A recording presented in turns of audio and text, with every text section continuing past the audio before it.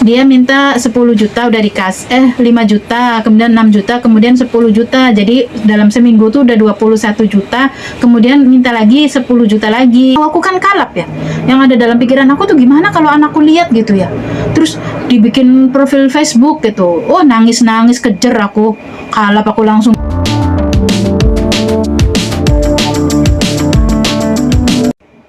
Halo teman-teman, assalamualaikum. Jumpa lagi dengan Arsi Channel. Aku sekarang lagi makan nih teman-teman, makan pagi sarapan ya. Ini tuh burger yang semalam dibelikan sama temen aku. Cuman karena aku masih kenyang, jadi semalam tuh aku nggak makan ya. Karena emang kalau malam tuh aku tuh jarang makan. Ini kalau beli burgernya aja tuh 29. Kalau paket lengkap sama kentang sama minuman tuh 45 ya. Di Jollibee tuh enak. Menurut aku ya lebih enak Jollibee daripada McDonald ataupun KFC. Aku tuh baru nonton YouTube teman-teman, YouTube-nya Miss Yuni yang ini. Jadi ini tuh TKW Hongkong, TKW Taiwan maaf, curhat. Katanya dia tuh kenalan sama laki-laki, katanya ngakunya jadi polisi. Kemudian si laki-laki ini singkat cerita mereka tuh pacaran jadian. Nah si laki-lakinya tuh minta bukti keseriusan gitu, kalau dia tuh pengen lihat punyanya si perempuannya ini. Akhirnya mereka video call, mungkin ya di screenshot sama si laki-lakinya. Padahal katanya nggak vulgar, cuman kelihatan dadanya doang. Nah lama-lama ya kemudian si laki-laki ini menjadikan screenshotan itu sebagai senjata gitu untuk memeras si ceweknya ini. Aku nggak tahu mbaknya ini umur berapa ya, padahal kan kasus-kasus penipuan yang sudah terbongkar banyak banget, tapi mungkin banyak belum tahu ya, jadi masih bisa ketipu ya di era digital yang begini maju gitu ya.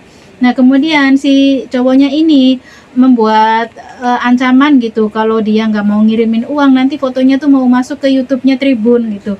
Ya aku juga nggak tahu mbaknya ini sebodoh apa ya, masa sekelasnya media besar seperti Tribun menggunakan cara recehan seperti itu gitu ya. Katanya dia minta 10 juta udah dikasih 5 juta, kemudian 6 juta, kemudian 10 juta. Jadi dalam seminggu tuh udah 21 juta, kemudian minta lagi 10 juta lagi. Nah yang terakhir 10 juta ini si mbaknya ini udah nggak sanggup gitu, apalagi nggak pakai tempo ya, uang dari mana ya, kita juga gajian sebulan sekali ya. Nah kemudian dia nih ngomong sama Miss Yuni gimana solusinya gitu. Nah aku tuh melihat cerita ini tuh jadi inget aku juga pernah kejadian hampir sama gitu ya, tapi beda gitu. Karena kalau ini kan ancamannya memeras pakai uang, kalau aku enggak. Jadi aku tuh kenalan sama laki-laki orang Indramayu di PT. Jadi aku punya teman akrab, kemudian si teman akrab aku ini punya suami, dibesuk sama suaminya lah di PT. Nah mungkin karena dia melihat aku seorang janda, jadi si teman aku ini rencananya menjodohkan aku sama teman suaminya. Jadi ketika suaminya membesuk itu dibawalah si temannya itu. Nah akhirnya singkat cerita aku jadian lah sama temennya itu. Nah jadian kemudian aku terbang ke Hongkong ini ya, pertama kali kontrak pertama aku di Hongkong karena masuk PT dulu itu ya. Kalau sekarang kan udah nggak masuk PT lagi ya.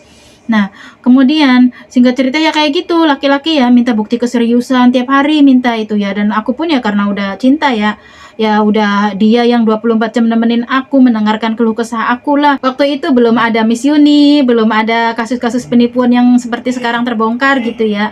Mungkin dari dulu banyak sekali TKW yang tertipu tapi nggak ke blow up di media gitu ya kalau zaman dulu ya. Nah, kalau si cowokku ini ya, dia itu bukan mengancam minta uang, enggak, cuman dia itu karena saking cintanya sama aku ya, jadi jatuhnya itu kayak aku tuh harus nurut sama dia gitu. Jadi 24 jam itu ya waktu kosong aku tuh harus buat dia gitu. Misalnya aku mau ke pasar, jalan dari rumah ke pasar tuh harus video callan sama dia. Terus kalau waktu istirahat aku, waktu senggang aku, pokoknya kalau ketahuan aku online kemudian nggak sama dia gitu ya, misalnya aku balesin komenan di Facebook sedangkan WA-nya dia belum dibalas, itu dia ngamuk. Katanya, kamu enak-enakan komenan di Facebook, chat aku dicuekin kayak gitu. Apalagi kalau aku libur tuh 24 jam harus video callan sama dia. Sedangkan aku kan punya keluarga, punya temen ya, punya temen yang satu hobi, punya temen yang buat curhat kayak gitu. Kita kan nggak bisa semuanya dicurhatin ke dia kan. Nah jadinya aku tuh kayak merasa terkekang gitu ya, maksudnya tuh kayak nggak bebas banget gitu, cemburunya tuh gede banget kalau ada orang komen di Facebook tuh langsung diblokir sama dia tuh. Terus waktu itu zamannya Semul ya, lagi rame-ramenya Semul itu aplikasi yang untuk karaokean itu. Nah di situ kalau ada yang join di lagu aku, dia tuh langsung orangnya tuh di inbox sama dia tuh, terus dikata-katain apalah. Ya aku kan malu ya, walaupun memang nggak kenal secara personal, tapi kan ya gimana ya, dia sudah tiap hari join di lagu aku terus kok kayak gitu. Terus misalnya aku bikin video ya di Semul itu ya, Terus menurut dia tuh baju aku terlalu seksi ya, videonya harus dihapus. Itu aku harus nurut. Padahal misalnya ya view-nya udah banyak, terus udah banyak yang join, terus dihapus tuh kayak gimana ya. Tapi dia tuh sama sekali nggak mau ngertiin. Misalnya kata dia baju aku nggak sopan, harus dihapus. Itu harus dihapus. Kayak gitu. Pokoknya aku tuh harus nurut gitu. Tapi kalau masalah uang dia nggak minta. Kayak gitu. Ya gitu senjatanya kayak gitu. Jadi dia tuh kan kalau kamu serius aku pengen lihat dong, satu kali aja aku pengen lihat, please kayak gitu kan.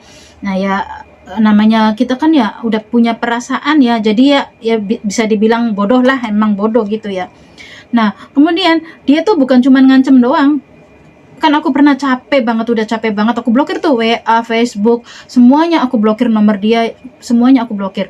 Dia tuh betulan foto aku screenshotan itu ya, dibikin foto profil semulnya dia gitu. Temen aku ngasih tahu, aku kan kalap ya. Yang ada dalam pikiran aku tuh gimana kalau anakku lihat gitu ya. Terus dibikin profil Facebook gitu. Oh nangis kejer aku. Kalap aku langsung buka blokiran WA dia, aku telepon dia. Lah aku nangis ya. Dia tuh bukan kasihan, bukan apa ya, cuman memang fotonya tuh dihapus. Tapi ketika aku dianggapnya nggak nurut lagi gitu ya, aku tuh harus nurut lah sama dia tuh pokoknya. Kalau kata dia jangan gitu, kalau kata dia nggak boleh kayak gitu. Pokoknya misalnya aku libur 24 jam harus sama dia gitu. Misal aku mau telepon keluarga tuh berapa lama gitu misalnya. Kalau kelamaan tuh dia tuh telepon orang lain, pokoknya gitu. Pokoknya parah banget gitu. Cemburunya tuh parah banget.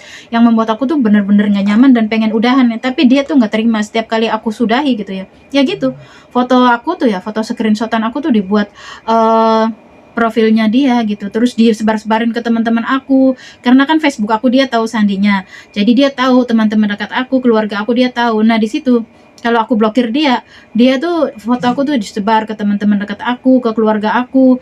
Terus ya aku cuma takut anakku lihat, itu aja kayaknya nggak pantas banget. Terus kan gimana kalau tetangga saudara pada lihat itu ya. Terus aku tuh bener-bener stres bukan main. Terus kata adikku dilaporin aja ke polisi. Terus aku bilang kalau dilaporin ke polisi nanti yang orang belum tahu jadi pada tahu gitu ya. Aku tuh belum siap gitu. Pokoknya benar-benar stres sih. Teman-teman aku tuh ya ada yang kayak ngeledekin tuh, jadi dia tuh dikirimin foto aku gitu ya, terus dia tuh dikirimin balik ke aku gitu. Terus mbak ini kok mirip sampean gitu, padahal dia udah tahu kalau itu memang aku gitu ya, tapi kayak sengaja pengen bikin aku malu gitu. Jadi buat teman-teman ya buat pelajaran aja sih, seberapapun cintanya kita jangan sampai dibodohi ya sama cinta gitu ya.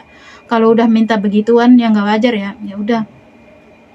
Karena ya kalau memang dia cemburunya terlalu, itu karena saking cintanya sama aku. Masa orang cinta kok foto aku yang begituan disebar-sebar gitu kan, namanya bukan cinta ya. Jadi kayak terobsesi aja, aku tuh harus nurut sama dia gitu.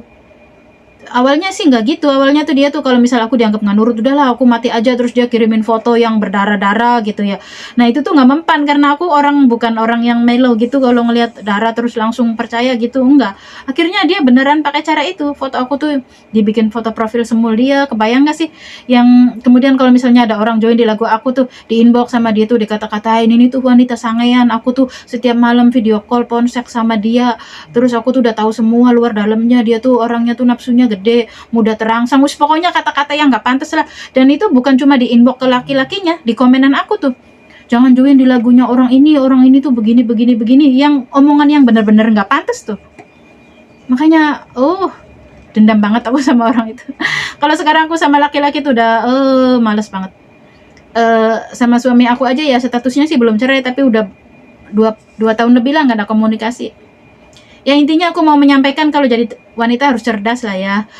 Banyak sekali kebodohan yang udah aku lakukan, dan itu aku penyesalannya sampai sekarang gitu ya. Aku mikir kok aku dulu sebodoh itu gitu. Tapi ya udah terjadi ya. Semoga teman-teman bisa ngambil hikmahnya aja sih.